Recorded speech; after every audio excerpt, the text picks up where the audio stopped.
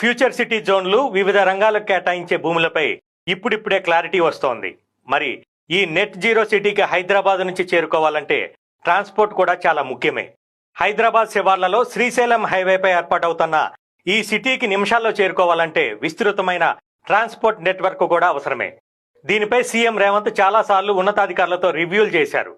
Airport నుంచి, outer ring road నుంచి, అలాగే త్వరలో నిర్మితమయ్యే రీజనల్ రింగ్ రోడ్ నుంచి ఎలా చేరుకోవటం, అలైన్మెంట్లపైన భారీగానే కసరత్తు జరుగుతోంది. మరి అధికారుల ప్రపోజల్స్ ఎలా ఉన్నాయో చూద్దాం.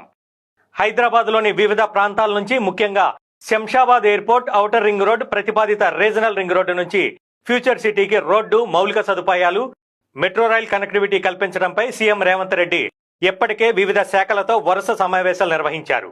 ఓ గైడెన్స్ ఇచ్చారు, క్లారిటీ కల్పించారు.